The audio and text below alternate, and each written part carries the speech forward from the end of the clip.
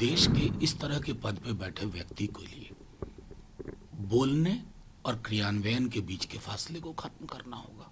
Rape, दुष्कर्म जैसे जघन्य अपराध को पॉलिटिकल चश्मा नहीं लगना चाहिए। किसको किसको सुना है योगी जी ने? किसको किसको सुना? मुझे सुना, मेरे नेता को सुना, राहुल जी को सुना। कान में रुई, आंख पे मोटा चश्मा लगा करके मत देखिए योगी जी। हमको लग रहा है आप विपक्ष को नहीं घेर रहे हैं, अब अपनी सरकार को घेर रहे हैं। जो प्रधानमंत्री का बयान है उसको कोलकाता में हुई घटना से भी जोड़ा जा रहा है, क्या कहना चाहिए? देखिए, प्रधानमंत्री जी ने जो कहा, मुझे बता दीजिए देश में कोई भी एक आदमी उनसे अलग राय रखता हो, कोई भी एक आदमी। लेकिन क्या है ना कि देश के इस तरह के पद पे बैठे व्यक्ति के लिए बोलने और क्रियान्वयन के बीच के फासले को खत्म करना होगा। मणिपुर के विजुअल्स क्या प्रधानमंत्री जी ने नहीं देखे होंगे? क्या उनकी आंखों से नहीं गुजरा होगा? क्या हाथरस में क्या हुआ? क्या उनके स्वयं के गृह राज्य में बिल्किस के रेपिस्ट को माला जब पहनाई गई हो तो प्रधानमंत्री जी को पीड़ा नहीं हुई? मेरे ये सवाल इसलिए नहीं है कि मैं प्रधानमंत्री जी की आलोचना कर रहा हूं, मैं ये बता रहा हूं कि रेप, दुष्कर्म जैसे जघन्य अपराध को पॉलिटिकल चश्मा नहीं लगना चाहिए।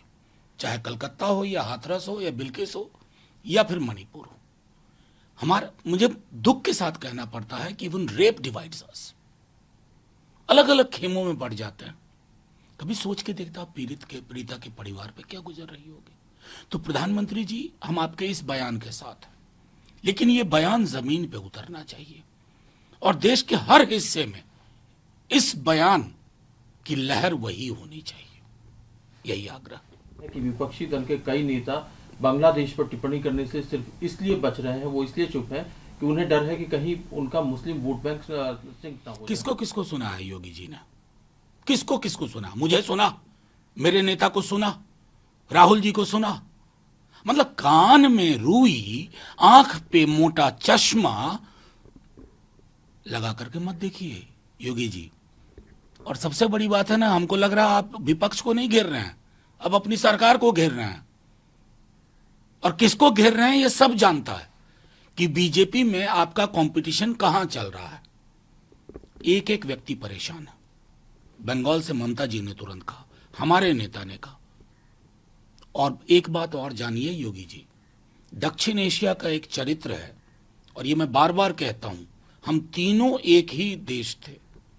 एक देश में माइनॉरिटीज के प्रोटेक्शन के लिए जो निजाम, जो मिजाज हम इस्टेब्लिश करेंगे, वो दूसरे लोगों को मानने पे मजबूर होना पड़ेगा।